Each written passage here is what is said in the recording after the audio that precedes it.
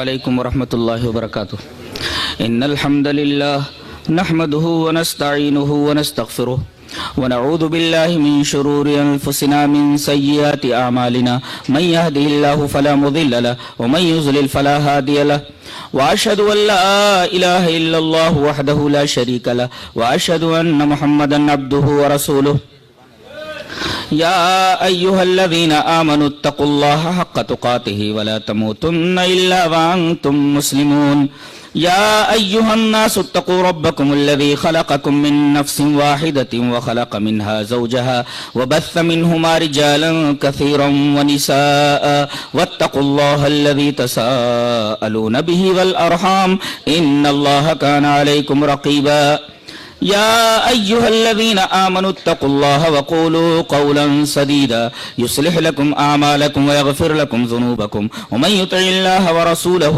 فقد فاز فوزا عظيما أما بعد فإن خير الحديث كتاب الله وخير الهدي هدي محمد صلى الله عليه وسلم وشر الأمور محدثاتها وكل محدثة بدعة وكل بدعة ضلالة الضلالة في النار أعوذ بالله من الشيطان الرجيم بسم الله الرحمن الرحيم فبأي حديث بعده يؤمنون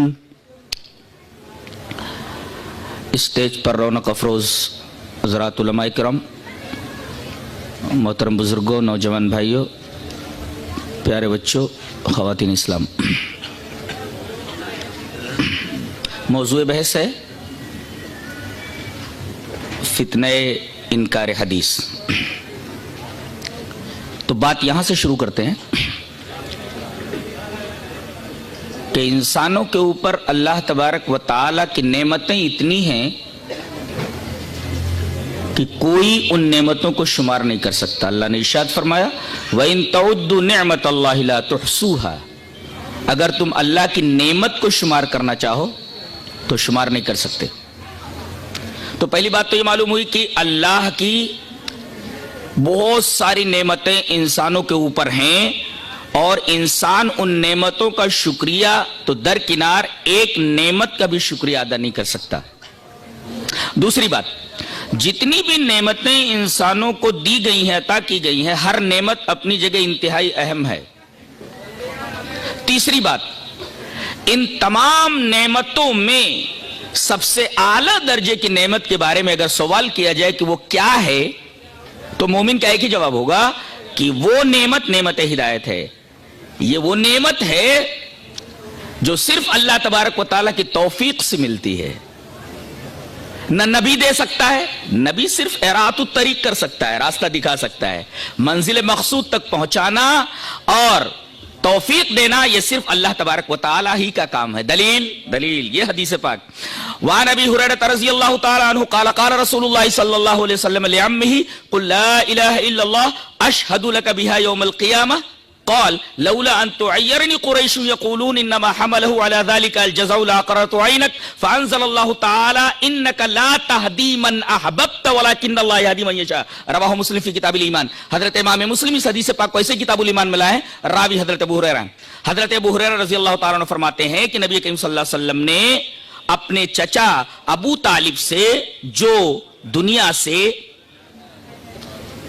عالم آخرت کی طرف سفر کرنے والے تھے، فرمایا کہ آپ لا الہ الا اللہ کہہ دیجئے، میں اس لا الہ الا اللہ کی وجہ سے آپ کے ایمان کی گواہی دوں گا میدان حشر میں۔ انہوں نے کہا میرے بچے مجھے نار پسند ہے، آر پسند نہیں، اور اپنے باپ دادا کے دین پر مر گئے۔ نبی کریم صلی اللہ علیہ وسلم بڑے دلگیر ہوئے تو آیت کریمہ نازل ہوئی انک لا تہدی من احببت، جس سے آپ محبت کریں اس کو آپ ہدایت نہیں دے سکتے، ہدایت نہیں دے سکتے۔ اس کا مطلب یہ ہوا کہ ہدایت کا اختیار پورا کا پورا اللہ تبارک و تعالیٰ کے ہاتھ میں۔ یہی نبی کریم صلی اللہ علیہ وسلم کے مختار کل ہونے کا رد ہوا انک لا تہدی من احببت، جس سے آپ محبت کریں اس کو ہدایت نہیں دے سکتے۔ تب کس کو ہدایت دیں گے آپ؟ اگر آپ مختار کل ہوتے تو کم سے کم اپنے محبوب چچا کو ہدایت دے دیتے۔ یہ تو مختار کل ہونے کی بالکل خلاف بات ہے کہ آپ اپنے محبوب چچا کو ہدایت نہیں دے پا رہے، اور اللہ یہ فرما رہا ہے انک لا تہدی من احببت، آپ جس سے محبت کریں اس کو ہدایت نہیں دے سکتے۔ ولیکن اللہ یہدی من یشاء، اللہ جسے چاہے اسے ہدایت دیتا ہے۔ پتہ یہ چلا کہ نعمت ہدایت یہ سب سے بڑی نعمت ہے، اور جسے مل جائے سمجھو اسے سب سے بڑی نعمت مل گئی۔ اور عجیب بات تو یہ ہے کہ اسی نعمت کے بارے میں ہم دعا کرتے ہیں سورہ فاتحہ میں، جس کے پڑھے بغیر کوئی نماز نہیں ہوتی، اہدنا الصراط المستقیم، اے ہمارے رب تو ہمیں صراط مستقیم کی ہدایت کر، صراط مستقیم پر چلا۔ دیکھیے آپ ہدایت ہی کی دعا تو مانگ رہے ہیں، پتہ یہ چلا کہ سب سے بڑی دعا ہدایت کی دعا ہے۔ اور پانچویں چیز ترتیب دیکھیں، اللہ کی نعمتیں انسانوں پر بے شمار، تمام نعمتوں کا شکریہ ادا کرنا تو درکنار ایک نعمت کا شکریہ ادا نہیں کر سکتا۔ دوسرے نمبر پہ ہر نعمت اپنی جگہ انتہائی اہم ہے۔ تیسرے نمبر پہ سب سے بڑی نعمت ہدایت، یہ اتنی بڑی نعمت ہے صرف اللہ تبارک و تعالی ہی کی عطا سے آدمی کو ملتی ہے۔ اب اس کے بعد یہ جانیں کہ اللہ تبارک و تعالی نے اپنی یہ نعمت ہدایت دینے کے لیے اپنے بندوں کو ہمیشہ دو طریقے اختیار فرمائے ہیں، اور یہ ہدایت کا سلسلہ حضرت آدم سے شروع ہو کر کے جناب محمد رسول اللہ صلی اللہ علیہ وسلم پر ختم ہو گیا۔ دلیل قلنا اهبطوا منها جميعا فإما يأتينكم مني هدى فمن تبع هدايا فلا خوف عليهم ولا هم يحزنون۔ جا تو رہے ہو، چلو بھاگو، چلے جاؤ دنیا میں۔ اب دنیا میں جانے کے بعد کان کھول کر ایک بات سن لو، فَإِمَّا يَأْتِيَنَّكُم مِّنِّي هُدًى، میری طرف سے تمہارے پاس ہدایت آئے۔ نکتہ کیا معلوم ہوا؟ ہدایت کا تعلق براہ راست آسمان سے ہے۔ انسان پیروں کے پاس ہدایت دیکھ رہا ہے، پیر صاحب کے پاس ہدایت ہے، انسان اپنے امام کے پاس ہدایت دیکھ رہا ہے، جبکہ اللہ فرما رہا ہے ہدایت کا براہ راست تعلق اوپر سے ہے، میری طرف سے ہدایت آئے۔ اچھا، اب یہ ہدایت اللہ تبارک و تعالیٰ کسی کے گھر پہ اتار دیتا ہے، جا لے لے؟ اللہ تبارک و تعالیٰ اس کے لیے ایک سلیکٹڈ پرسن، ایک منتخب، ایک مخلص شخص کو چنتا ہے اور اسی کے ذریعے اس نعمت ہدایت کو اپنے بندوں تک پہنچاتا ہے۔ ایک ترتیب ہے، اس ترتیب کو ذہن میں رکھیے، بہت علمی باتیں ہیں سب، تو ایک ترتیب یاد رکھیں۔ تو اللہ تبارک و تعالیٰ نے اپنی سب سے اہم نعمت کو اپنے بندوں کو دینے کے لیے دو ذرائع استعمال فرمائے، ایک کتاب، دوسرے رسول کی شخصیت۔ اور عجیب بات تو یہ ہے کہ یہ دونوں لازم و ملزوم ہیں۔ کتاب کو نبی سے، نبی کو کتاب سے الگ نہیں کیا جا سکتا۔ اگر نبی سے کتاب کو الگ کر دیا جائے تو کتاب اس کشتی کی سی ہے جس کا کوئی ملاح نہ ہو، اور اگر نبی کو کتاب سے جدا کر دیا جائے تو آدمی ملاحی کو خدا سمجھ بیٹھے گا، اسے ہی سب کچھ سمجھ بیٹھے گا۔ منزل پر پہنچنے کے بجائے منزل کے مسافر ہی کو خدا سمجھ بیٹھے گا۔ اس کا مطلب یہ کہ کتاب اور رسول دونوں لازم و ملزوم ہیں، ان دونوں کو ایک دوسرے سے جدا نہیں کیا جا سکتا۔ دلیل کے طور پر وہ حدیث لے لیں، دونوں کو ایک دوسرے سے جدا نہیں کیا جا سکتا۔ حدیث اس طرح، وعن ابی ہریرہ رضی اللہ تعالی عنہ قال قال رسول اللہ صلی اللہ علیہ وسلم انی قد ترکت فیکم شیئین لن تضلوا بعدہما کتاب اللہ و سنتی ولن یتفرقا حتی یرد علی الحوض، رواہ الحاکم فی المستدرک فی کتاب العلم۔ حضرت امام حاکم مستدرک علی الصحیحین کتاب العلم کے اندر یہ روایت لائے، مشہور روایت ہے۔ حضرت ابو ہریرہ فرماتے ہیں کہ جناب محمد رسول اللہ صلی اللہ علیہ وسلم نے ارشاد فرمایا، میں نے تمہارے درمیان دو چیزیں چھوڑ دی ہیں، ان کے بعد تم کبھی گمراہ نہیں ہوگے، اللہ کی کتاب اور میری سنت۔ دیکھیں آپ، رسول اور کتاب کو ایک ساتھ کر دیا گیا اور فرمایا گیا وَلَن يَتَفَرَّقَا، یہ دونوں الگ ہو ہی نہیں سکتے یہاں تک کہ میرے پاس حوض کے اوپر آ جائے۔ تو کتاب اور نبی کی شخصیت یہ دونوں لازم و ملزوم ہیں، ایک کو دوسرے سے الگ نہیں کیا جا سکتا۔ اب کوئی یہ کہے میں قرآن مانتا ہوں حدیث نہیں مانتا، یہ کتاب کو سنت سے اور سنت کو کتاب سے، نبی کو کتاب سے، کتاب کو نبی سے الگ کرنے والی بات ہے، یہ پاگل ہی کر سکتا ہے آدمی۔ یہ شخص اس کے دماغ کے سارے اسکرو ڈھیلے ہوتے ہیں، وہی آدمی بولے گا کہ ایک صورت میں تو وہ ملاح کو ہی سب کو سمجھ بیٹھتا ہے، رہرو ہی کو خدا سمجھ بیٹھتا ہے، اور دوسری صورت میں وہ ایسی کشتی پر بیٹھا ہوا ہے جس کشتی کا کوئی ملاح نہیں ہے، اور ایسی حرکت صرف ایک پاگل ہی کر سکتا ہے۔ اچھا، یہ ہمارے اس بیان کی تمہید تھی۔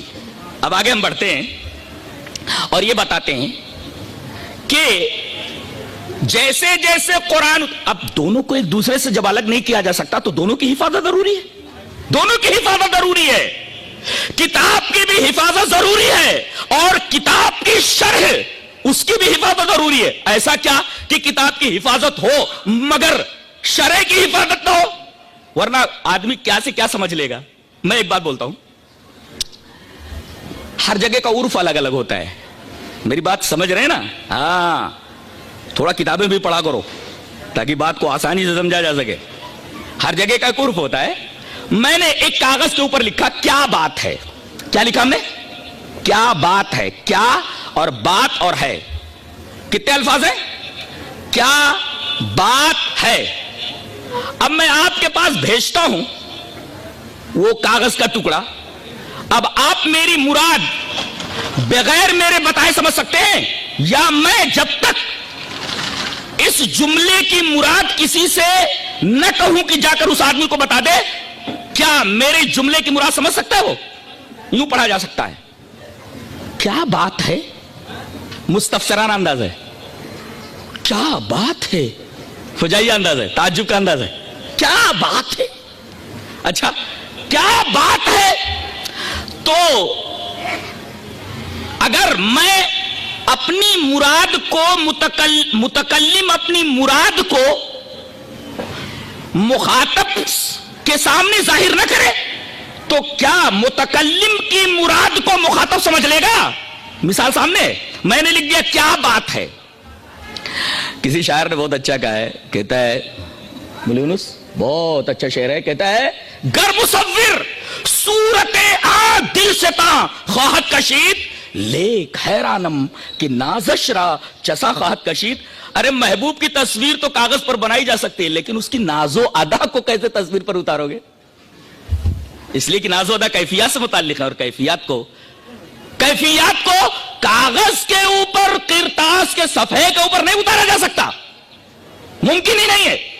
کاغذ کے اوپر محبوب کی تصویر بنائی جا سکتی ہے, محبوب کی ادائیں نہیں ظاہر کی جا سکتی. اور شاعر نے بالکل صحیح کہا, گر مصور صورت آ دل سے تا خواہت کشید لیک حیرانم کہ نازش را چسا خواہت کشید. یہ تو مانتے ہیں کہ مصور محبوب کی تصویر کھینچ دے گا, لیکن میں حیران ہوں کہ محبوب کی اداؤں کو کیسے کاغذ کے اوپر اتارے گا. میں نے آپ کے پاس لکھ کر کے دے دیا کیا بات ہے. اب جب تک میں نہ سمجھاؤں کہ اس سے میں مراد لے رہا ہوں کیا بات ہے, میں تعجب مراد لے رہا ہوں, آپ سمجھ پائیں گے کہ میں کیا کہنا چاہتا ہوں, میری مراد کیا ہے. ایسے ہی اللہ تبارک و تعالیٰ کے کلام کی ایک مراد ہوتی ہے, جب تک اس مراد کو اللہ نہ سمجھائے بندہ لغت سے حل کر پائے گا کہ یہ مراد ہے. اور لغت بیچاری لولی لنگڑی. میں ایک مثال دیتا ہوں. انگریزوں کے زمانے میں ایک انگریز کلکٹر کے ہاں ایک میر منشی تھے بیچارے. علماء بھی دھیان دے الحمدللہ کہ ایک انگریز کلکٹر کے ہاں ایک میر منشی بطور اجیر, بطور خادم ایک خدمت پر مامور تھے, کچھ لکھنے اکھنے کے. اچھا, انگریز کو اردو بڑی اچھی آتی تھی, اور منشی جی سے بار بار یہ کہتا تھا تم انڈین ہو, تمہاری زبان اردو ہے, لیکن میں تم سے اچھی اردو جانتا ہوں. اب یہ خون کے گھونٹ پیتے رہتے, کچھ جواب نہ دیتے. ملازمت کا سوال تھا, نوکری کا سوال تھا, کہیں پلٹ کر کے جواب دیتے تو نوکری ہاتھ سے نہ چلی جائے. ایک دن آیا اور میز پر مکہ مار کر کے بولا منشی جی میں تم سے اچھی اردو جانتا ہوں. منشی جی سے رہا نہیں گیا, وہ بھی تیش میں آ گئے, غضبناک ہو گئے. کہا کہ آپ اردو کی ابجد بھی نہیں جانتے. اردو کی ابجد نہیں جانتا ہوں, ثابت کیجئے, امتحان لے لیجئے. کہا کہ امتحان لوں تو بغلے جھانکنے لگو گے. بغلے جھانکنے لگے ہو. کلکٹر صاحب بغلے جھانکنے لگے تو منشی جی مسکرا پڑے. کہا کہ کیوں مسکرا رہے ہو؟ کہا بغلے کیوں جھانک رہے ہو؟ کہا کہ ابھی تم بولے نا امتحان لوں تو بغلے جھانکنے لگو گے. کہا کہ اس کا کیا مطلب؟ کہا لغت سے حل کر لو. اب وہ کھولتا ہے لغت, بغل دیکھ لیتا ہے تو بغل اس کو بولتے ہیں. کھولنا, جھانکنا, وہ سب دیکھتا ہے. جھانکنا ایسے سے دیکھیں. اب بغل کو لغت میں دیکھ لیتا ہے, جھانکنے کا معنی دیکھ لیتا ہے, اور اس کے بعد آتا ہے کہتا ہے منشی جی میں نے سمجھ لیا اس جملے کا مطلب جو آپ نے کہا تھا. کہا کہ کیا مطلب ہے؟ کہا کہ بغل مانے بغل یہ, اور جھانکنا کا مطلب یہ مطلب ہوتا ہے بغلے جھانکنے. منشی جی ہنسنے لگے. کہا کہ یہ عرف ہے, یہ ایک محاورہ ہے.